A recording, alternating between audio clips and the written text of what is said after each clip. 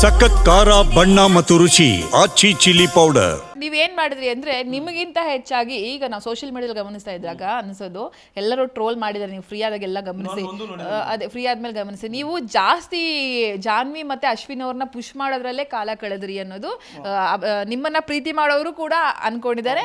ಜೊತೆಗೆ ಟ್ರೋಲ್ ಕೂಡ ಆಗ್ತಿರುವಂತದ್ದು. ಅವ್ರನ್ನ ಪುಷ್ ಮಾಡೋದ್ರಲ್ಲೇ ನಿಮ್ ಟೈಮ್ ಹೋಗ್ಬಿಡ್ತು.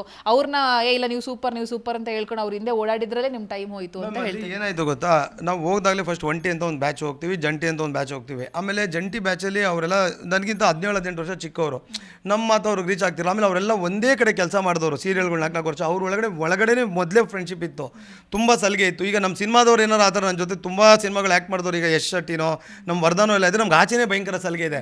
ನಾವು ಏನೇ ತರಲೆ ಮಾಡೋ ಅವ್ರು ತಮಾಷೆಗೆ ತೊಗೋತಾರೆ, ಗೊತ್ತಲ್ಲ ಸುದ್ದಿ ಇರೋದು ಹೆಂಗೆ ಅಂತ. ಅಲ್ಲಿ ಒಂದು ತಮಾಷೆ ಬೇರೆ ಥರ ಆಗೋದು ಮ್ಯಾಮ್. ನಾಮಿನಿಗೆ ಬರ್ದಂಗೆ ಆಟ ಆಡೋದೇ ಒಂದು ದೊಡ್ಡ ವಿಚಾರ ಮ್ಯಾಮ್. ಹೌದು, ನಾಮಿನಿಗೆ ಬಂದಮೇಲೆ ಜನ ಕಾಪಾಡ್ಕೋತಾರೆ, ಅದು ನಿಜ. ನಾನು ನಾಮಿನಿಗೆ ಬರ್ದಂಗೆ ಒಂದಷ್ಟು ಆಟ ಆಡಿದೆ ಮ್ಯಾಮ್.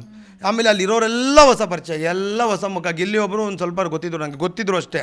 ಅದು ಬಿಟ್ಟರೆ ಇನ್ನೆಲ್ಲ ಹೊಸ ಮುಖ. ನಾವು ಜಂಟಿ ಅಂತ ಹೋದಾಗ ಇಲ್ಲೇ ಇರಬೇಕಾದ್ರೆ ಹಂಗೂ ಒಂದು 2-3 ಸತಿ ಜಗಳ ಆಗೋದು ನಮ್ಮ ಮಧ್ಯ. ಮತ್ತೆ ಯಾವುದೋ ಒಂದು ಟಾಸ್ಕಲ್ಲಿ ಒಂದು ಟೀಮ್ ಮಾಡಿಬಿಡೋರು ನಮ್ಮನ್ನ, ಮತ್ತೆ ಟೀಮ್ ಜೊತೆ ಆಡಬೇಕಾಗಿತ್ತು. ಅಲ್ಲಿ ಮತ್ತೆ ಗೆದ್ದಾಗಲೋ ಸೋತಾಗಲೋ ಒಟ್ಟೊಟ್ಟಿಗೆ ಕೂತ್ಕೊಂಡು ಅದ್ರ ಖುಷಿ ಪಟ್ಟಿದ್ದೋ ಸೋತಿದ್ದೋ ಇದಾದಾಗ ಮತ್ತೆ ಒಂದು ಫ್ರೆಂಡ್ಶಿಪ್ ಆಗ್ಬಿಟ್ಟಿರೋದು. ಆಮೇಲೆ ಈಗ ನೋಡಿ, ಈಗ ಮೊನ್ನೆನೂ ಅವರೇ ಎಲ್ಲ ಕ್ರೂಷಲಲ್ಲಿದ್ದು ನಾಮಿನಿಲಿದ್ದರು, ಇಲ್ಲ ಸುದಿಯೊಬ್ಬರು ಸೇವ್ ಆಗಲಿ ಅಂತ ಮಾಡ್ತಾರೆ. ನಾನಾಗ ಅವ್ರಿಗೆ ಅದೊಂದು ಆ ಪ್ರೀತಿ ಸಲ್ಲಿಸ್ಬೇಕಾ ದ್ವೇಷ ಮಾಡಬೇಕಾ ನೀವು ಹೇಳಿ ಮ್ಯಾಮ್. ಅಲ್ಲಿ ಅದು ಹಂಗೆ ಓಡ್ತಿರುತ್ತೆ ಪಾಪ. ಅವರೇ ಕಷ್ಟದಲ್ಲಿ ನಾಮಿನಿಲ್ ಅವರೇ, ಆದರೂ ಸುದಿ ಸೇಫ್ ಆಗಲಿ ಅಂತಾರೆ ಅಂದಾಗ ಅದೊಂದು ಎಲ್ಲೋ ಒಂದು ಪಾಪ ಅವ್ರು ಎಷ್ಟು ಒಳ್ಳೆ ಯೋಚನೆ ಮಾಡ್ತಾರೆ ಅಂತ ಅನ್ಸುತ್ತೆ. ಇರೋದು ಆ ಟೀಮ್ ಅಂದ್ರೆ ಒಂದು ಸ್ವಲ್ಪ ನೆಗೆಟಿವ್ ಟೀಮ್ ಅನ್ನೋದು ಅದು ನಿಮ್ಗೆ ಗೊತ್ತಾಯ್ತಾ? ದೇವರಾಣೆಗೂ ನಿನ್ನೆ ರಾತ್ರಿ ನಾನು ಹೆಂಡತಿ ಹೇಳಿ ಗೊತ್ತು, ನನ್ನ ಕೈಲಿ ಯಾವುದೂ ನೋಡೋಕ್ಕಾಗಿಲ್ಲ. ನಾನು ಬಂದಿದ್ದೆ ಲೇಟ್ ನೈಟು, ಫುಲ್ ಟಯರ್ಡು. ನಂದು ಒಂಚೂರು ಬೆಂದು ಹಾಸ್ಪಿಟ್ಲಿಗೆ ಹೋಗಬೇಕು. ಬಟ್ ಇವತ್ತೆಲ್ಲ ಪ್ರೆಸ್ ಮೀಟ್ ಇದೆ ಅಂತ ಬಂದಿದ್ದೆ. 8 ಗಂಟೆಗೆ ಅಪಾಯಿಂಟ್ಮೆಂಟ್ ತೊಗೊಂಡಿದ್ದು ರಾತ್ರಿ. ನನ್ನ ವೈಫ್ ಹೇಳೇ ಗೊತ್ತು ಹಿಂಗಿದೆ ಅಂತ. ಅಲ್ಲಿ ಹೆಂಗೆ ಗೊತ್ತಾಗುತ್ತೆ ಲಾವಣ್ಯ, ಅಲ್ಲಿ ಹೆಂಗೆ ಗೊತ್ತಾಗುತ್ತೆ? ಗೊತ್ತಾಗಲ್ಲ. ಈಗ ನಾನು ನನ್ನ ವೈಫ್ಗೆ ಅದೇ ಒಂದು ಎಕ್ಸಾಂಪಲ್ ಕೊಟ್ಟೆ. ಅವ್ರು ಏಕ್ದಮ್ ನನ್ನ ಮೇಲೆ ನಂಬಿಕೆ ಇಟ್ಟು ನನ್ನ ಲವ್ ಮಾಡಿ ತುಂಬ ಚೆನ್ನಾಗಿ ಬದುಕನ್ನ ಬಿಟ್ಟು ಬಂದರು. ಒಂದು ನಂಬಿಕೆ ಮೇಲೆ ಬಂದರು, ಸುದಿ ನಾನು ಚೆನ್ನಾಗಿ ನೋಡ್ಕೊತಾನೆ ಅಂತ. ಬಂದಮೇಲೆ ನಾನು ಚೆನ್ನಾಗಿ ನೋಡ್ಕೊಳ್ಳಿಲ್ಲ ಅಂದರೆ ಅವ್ರದ್ದೆಲ್ಲ ತಪ್ಪದು, ನಂದೇ ತಪ್ಪು. ಸೊ ಒಂದು ನಂಬಿಕೆ ಇಟ್ಟು ಬಂದಿರ್ತಾರೆ, ನಮ್ಗೆ ಗೊತ್ತೇ ಇರೋಲ್ಲ ಅಲ್ಲಿ ಇಲ್ಲಿ ಆಚೆ ಏನು ನಡೀತಿದೆ ಪ್ರಪಂಚದ್ದು ಇದೇ ಇಲ್ಲ ಮೇಡಮ್. ಡೇನೇ ಗೊತ್ತಾಗಲ್ಲ ಮೇಡಮ್. ಅಲ್ಲಿ ನನ್ನ ವೈಫ್ದು ಬರ್ಡೇ ನವಂಬರ್ 9 ಗೊತ್ತು. ಅವತ್ತು ನವಂಬರ್ 9 ಅನ್ನೋದು ಗೊತ್ತಾಗಲಿಲ್ಲ ನನಗೆ, ಮಿಸ್ ಹೊಡೆದ್ಬಿಡ್ತು. ಆಮೇಲೆ ಅದಕ್ಕೆ ನೆನ್ನೆ ಸ್ಟೇಜ್ ಮೇಲೆ ಅದನ್ನು ಹೇಳಿದ್ದು ನಾನು.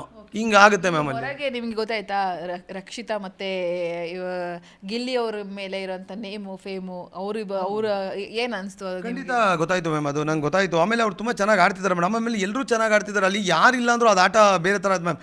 ಈಗ ನೆಗೆಟಿವ್ ಓಡ್ತಿದೆ ಇವ್ರದ್ದು, ನಾನು ಅವ್ರು ಸಪೋರ್ಟಾಗಿ ಮಾತಾಡ್ತಿಲ್ಲ. ನೀವು ಅಶ್ವಿನಿ ಮ್ಯಾಮ್ ಇಲ್ಲದೆ ಬಿಗ್ ಬಾಸ್ ನೋಡಿ ಏನೋ ಮಿಸ್ ಹೊಡಿತು ಅಂತ ಅನ್ಸುತ್ತೆ ನಿಮಗೆ. ಹಂಗೆ ಎಲ್ಲವೂ ಬೇಕು, ಹಂಗೇನೋ ಅನಿಸುತ್ತೆ. ಅಲ್ಲಿ ಗೊತ್ತಾಗಲ್ಲ ಮ್ಯಾಮ್. ಹಂಗೂ ಅದು ಯಾವುದೋ ಮೆಣಸಿನ್ಕಾಯಿ ಟಾಸ್ಕಲ್ಲಿ ಅನ್ಬಾರ್ದು ಮಾತೆಲ್ಲ ಅಂದಿರ್ತೀನಿ. ಇನ್ನು ನಿನಗೆ ಮಾಡ್ತೀನಿ ಅನ್ನೋ ಥರ ಅವ್ರಿಗೂ ಆಗಿರುತ್ತೆ. ನೀವೇ ನನ್ನ ಪರಮ ವೈರಿ ಅಂತ ಮಾತಾಗಿರುತ್ತೆ. ನಾಳೆ ಬೆಳಗ್ಗೆ ಒಂದು ಟೀಮಲ್ಲಿ ಮತ್ತೆ ಟಾಸ್ಕಲ್ಲಿ ಒಂದು ಟೀಮಿಗೆ ಬಂದುಬಿಡ್ತೀವಿ.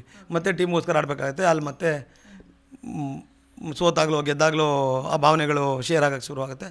ಹಂಗೆಲ್ಲ ಆಯ್ತು. ಹೌದು, ಮಿಸ್ ಹೊಡೆದಿದ್ದೆ ಮ್ಯಾಮ್, ನನ್ನಿಂದ ತಪ್ಪಾಗಿದೆ. ಅದು ಆಚೆ ಬಂದಮೇಲೆ ಗೊತ್ತಾಗಿದೆ ನನಗೆ.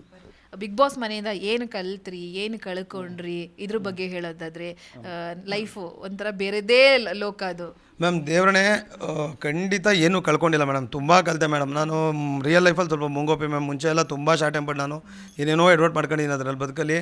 ಈಗಲೂ ಮನೇಲಿ ಯಾವುದೋ ವಿಷಯಕ್ಕೆ ಏಕ್ದಮ್ ನಿರ್ಧಾರಗಳು ತೊಗೊಂಡ್ಬಿಡ್ತೀನಿ. ಅದು ಆಮೇಲೆ ಅಲ್ಲಿ ಹೋದಾಗ ಅನ್ನಿಸ್ತು ಇಲ್ಲ ಈ ಏಕ್ದಮ್ ನಿರ್ಧಾರಗಳು ತೊಗೊಬಾರ್ದು ಅಂತ. ಆಮೇಲೆ ನಾನು ತುಂಬ ಸಿಲ್ಲಿಯಾಗಿ ತಮಾಷೆಗೆ ಹೇಳ್ತಿದ್ದೆ ಎಲ್ರಿಗೂ.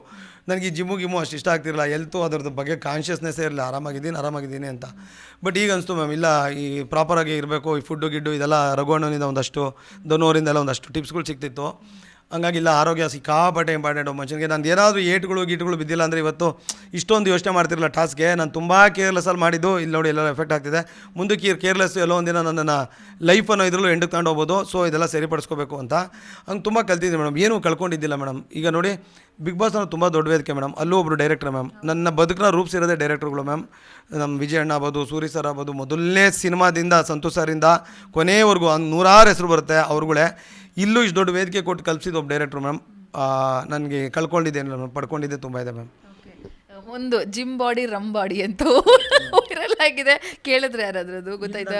ಅದೇನೆ ಜಿಮ್ ಬಾಡಿ ಅವರು, ನೀವಿಬ್ರು ಹಿಂಗೆ ನಿಂತ್ಕೊಂಡು ತೋರಿಸ್ತಿರ್ತಿರಲ್ಲ, ರಮ್ ಬಾಡಿ ನೀವು ಅಂತ ವೈರಲ್ ಮಾಡಿದ್ದಾರೆ ಮೇಡಮ್. ನನ್ನ ಇಡೀ ದೇಹ ನನ್ನ ಸೊಂಟ ಸೈಜ್ ತೂಕ ಹಾಕ್ಬಿಟ್ಟು ಆ ಎಪ್ಪೊಂದು ಬರೀ ಬೈಸಿಪ್ಸ್ ತೂಕ ಹಾಕಿದ್ರು ರಘುವಣ್ಣಂದು ಸೇಮ್ ಸೈಜ್ ಇದೆ ಮೇಡಮ್. ನಾನು ಅವ್ರನ್ನ ಫೈಟ್ ಮಾಡಿ ಗೆಲ್ಲಕ್ಕೆ ಸಿನಿಮಾದಲ್ಲಾದರೆ ಬಿಡಿ ಮ್ಯಾಮ್, ಕತೆ ಪ್ರಕಾರ ಏನೋ ಮಾಡಿರ್ತೀವಿ, ಆಯಿತು ಅವ್ನು ತುಂಬ ದಪ್ಪ ಇರ್ತಾನೆ, ಇಷ್ಟು ದೊಡ್ಡ ಹೀರೋ ಹೊಡೆಯೋಕ್ಕಾಗಲ್ಲ ಅಂದರೂ ಚಾಕು ಗೀಕುಲಿ ಚುಚ್ಚಿ ಗಿಚ್ಚಿ ಏನೋ ಗೆದ್ದ ಅಂತ ಅನ್ಬೋದು.